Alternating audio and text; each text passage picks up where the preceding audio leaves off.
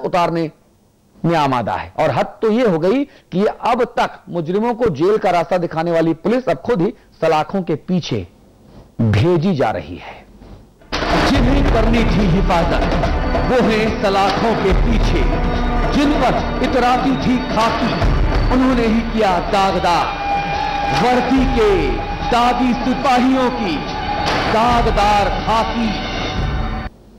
जी, अमिताभ अग्निहोत्री समाचार plus news network के managing editor हमारे साथ मौजूद हैं। हमारे साथ मनोचिकित्सक भी जुड़ेंगे कुछ देर बाद। हम उनसे जानेंगे कि आखिरकार ऐसी क्या मनोवृत्ति होती है, क्या मनोदशा होती है कि खाकी पहनने वाले गुनाहों में आकंठ डूब जाते हैं और आम जनता को लठियाते हैं, हाँकते हैं, उनका शोषण करते हैं। खाकी वर्दी अब दागदार होने लगी है। इसीलिए सवाल उठता है कि आए दिन हत्या, बलात्कार, लूट, डकैती जैसी वारदातों में पुलिस वालों का नाम सामने क्यों आ रहा है। यही वजह है कि उत्तर प्रदेश की जेलों में 300 पुलिस वाले कैद हैं जो अलग अलग अपराधों की सजा काट रहे हैं।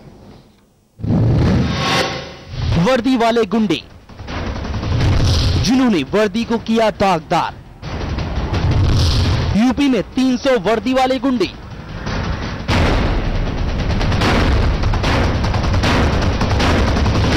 जी हां, बेशक आपको यकीन नहीं आ रहा हो, लेकिन यही सच है। उत्तर प्रदेश के पुलिस महकमे का और ये आंकड़े समाचार प्लस की खोज का नतीजा नहीं है, बल्कि ये आंकड़े सरकारी फाइलों में दर्ज हैं। नहीं, देखिए, मुठभेड़ें हुई, पहले मुठभेड़ों की जांचें हुई, उसमें कुछ लोग जेल में हैं, जैसा किए वैसा भर रहे हैं, उसमें क्या दिक्कत की क्या बात है। जो जैसा गलत करेगा वैसा सजा पाएगा। सुना आपने, अब तो यकीन हो गया ना कि जिन्हें अब तक आप अपना रक्षक समझते रहे वो भी आम अपराधियों की तरह ही अपराध को अंजाम देते हैं। कुछ तो बच निकलते हैं और कुछ पहुंच जाते हैं सलाखों के पीछे, जिनकी तादाद है पूरे 300। दरअसल ये खुलासा तब हुआ जब सरकार ने सूबे की सभी जेलों से ऐसे पुलिस वालों की लिस्ट मांगी जो अलग अलग मामलों में सजा काट रहे हैं, जिन पर हत्या, लूट, बलात्कार, डकैती जैसे सनसनीखेज वारदातों के आरोप हैं। मुरादाबाद जेल में 7, बरेली में 20, मेरठ में 12, आगरा में 16, वाराणसी में 14, झांसी में 18, कानपुर में 22, फतेहगढ़ में 8, आजमगढ़ में 3, बस्ती में 9, लखीमपुर में 2, नैनी में 16, गाजियाबाद में 15, गाजीपुर, बलिया, बिजनौर, जौनपुर, प्रतापगढ़, महोबा, रायबरेली और फैजाबाद में 3-3 पुलिसकर्मी बंद हैं। यूपी की खाकी है दागदार। उत्तर प्रदेश में 300 से ज्यादा ऐसे पुलिसकर्मी हैं जो हत्या, लूट, बलात्कार व भ्रष्टाचार जैसे आरोपों में लिप्त हैं और जेल में अपनी सजा काट रहे हैं। इसकी पुष्टि डीजी उत्तर प्रदेश ने स्वयं की है। सौरभ श्रीवास्तव, समाचार प्लस, नोएडा। तो आम जनता की हिफाजत का जिम्मा जिन वर्दी वालों पर होता है, कभी कभी उन पर शराब का शुरूर, खुमार ऐसा चढ़ता है कि वो भूल जाते हैं कि वो एक सिपाही हैं। ऐसा ही मामला देखने को मिला अंबेडकर नगर के बसखारी थाने में, जहां एक नशेड़ी सिपाही के ऊपर शराब का सुरूर कुछ इस कदर हावी हुआ कि उसने जमकर उत्पात मचाया। गली है साकरी गए कारी आंखों के पैमाने पैमाने कारी आंखों के।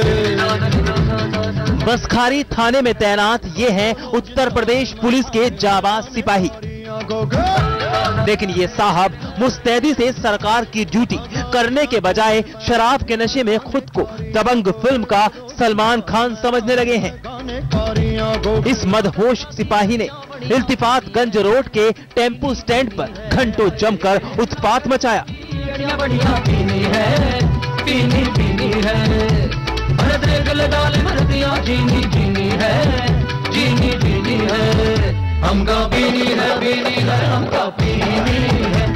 इसकी इस हरकत से टेम्पो स्टैंड पर काफी देर तक अफरा तफरी मची रही।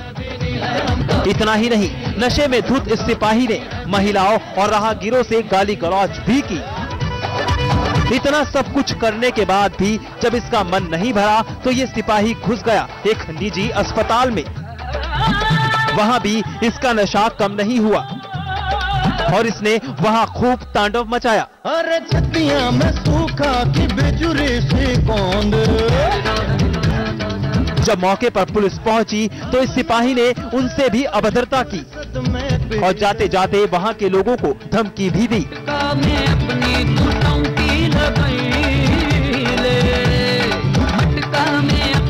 लेकिन इस घटना ने सूबे की कानून व्यवस्था की पोल जरूर खोल दी है।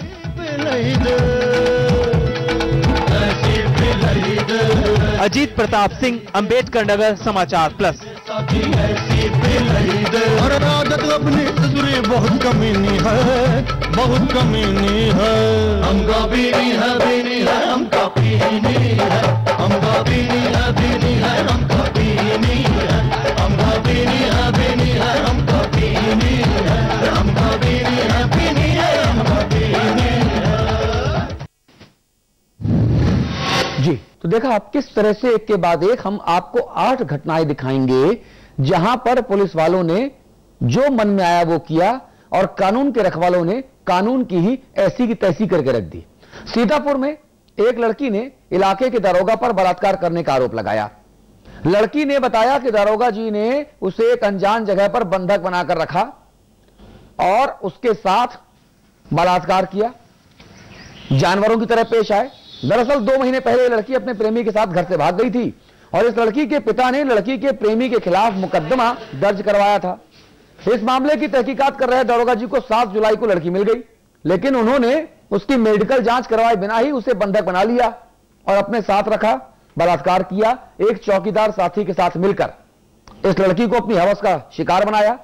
फिलहाल पुलिस के आला अधिकारी इस मामले की जांच पड़ताल में जुट गए हैं और जांच कैसे हुई ये बता दें हम आपको। समाचार प्लस ने सबसे पहले एक खबर दिखाई। हमने उत्तर प्रदेश के डीजीपी केसी शर्मा साहब से जवाब मांगा। हमारे संवाददाताओं ने मंत्रियों से बातचीत की, तब जाकर जब असर हुआ तब जाकर यह कहा गया एएसपी साहब के द्वारा, एएसपी सीतापुर साहब के द्वारा कि साहब जांच जारी है, दरोगा जी को सस्पेंड कर दिया गया है। क्या कहा वो आप सुनिए। सत्यता के बारे में परीक्षण कराया जा रहा है, सीओ को जांच करने के लिए बता दिया गया है, उनकी जांच रिपोर्ट आएगी, तदनुसार जो है कार्रवाई की जाएगी। जी, अब हम आपको 8 तस्वीरें दिखाते हैं आपकी टीवी स्क्रीन पर। आपके प्रदेश की 8 तस्वीरें, मऊ, कन्नौज, फतेहपुर, अंबेडकर नगर, कन्नौज की एक और वारदात, सीतापुर, संत कबीर नगर और सुल्तानपुर। मऊ की तस्वीरें हैं। मऊ में निकाय चुनाव के दौरान बवाल हुआ, ड्यूटी पर तैनात पुलिसकर्मी सोते रहे। जब समाचार प्लस ने इस बात की शिकायत मऊ के एसपी जोगिंदर सिंह से की तो वो उल्टे समाचार प्लस संवाददाता को ही घोड़की देने लगे कि देख लूंगा। तो हमने भी कहा कि देख लो भैया, तब उनको डर लगा और उसके बाद कार्रवाई हुई। दूसरी तस्वीर कन्नौज की है जहां पुलिस ने विकलांगों पर जबरन गुंडा एक्ट लगा दिया, लेकिन जब हमने खबर चलाई तो ये गुंडा एक्ट हटाया गया और डीजीपी साहब ने शुक्रिया, थैंक यू समाचार प्लस बोला और बड़ी खींसे निपोड़ते हुए वहां से चले गए। तीसरी तस्वीर फतेहपुर की है जहां पुलिस ने जमीनी विवाद में विरोध करने पर युवक को इस कदर पीटा कि वो अस्पताल में जिंदगी और मौत के बीच झूल रहा है। चौथी तस्वीर अंबेडकर नगर की है। नशे में धुत एक सिपाही ने जमकर उत्पात मचाया। सबसे पहले समाचार प्लस ने खबर दिखाई, उसके बाद आरोपी सिपाही को सस्पेंड किया गया, लेकिन इस दौरान सिपाही जी की लात जूतों से जमकर मरम्मत कर दी गई 16 से। पांचवी तस्वीर एक बार फिर कन्नौज की है जहां पुलिस की सरेआम दबंगई और मनमानी देखने को मिली। यह इलाका प्रदेश के मुख्यमंत्री अखिलेश यादव भैया का है, जहां से भौजी डिंपल अब सांसद हैं, लेकिन वहां पर देखिए अब किस तरह से तमाशा हो रहा है। पुलिस वाले ने टेम्पो ड्राइवर की सरेआम जमकर पिटाई की और भद्दी भद्दी गालियां दी। खैर गालियां तो भद्दी होती ही हैं। छठवीं तस्वीर सीतापुर की है जहां एक लड़की ने इलाके के दारोगा पर बलात्कार का आरोप लगाया। जो खबर हमने आपको दिखाई, दारोगा जी सस्पेंड कर दिए गए हैं। जो 7वीं तस्वीर है वो संत कबीर नगर की है जहां नशे में धुत पुलिस वाले ने जमकर हंगामा किया। दबंग फिल्म का गाना है हमका पीनी है, वो इनके ऊपर लगता सटीक बैठी और इन्होंने ही पी ली और जमकर तमाशा किया। और आखिरी तस्वीर सुल्तानपुर की है जहां सरेआम पुलिस वाले की दबंगई देखने को मिली। ये तस्वीरें बयां कर रही हैं कि यूपी पुलिस किस कदर बेलगाम हो गई है।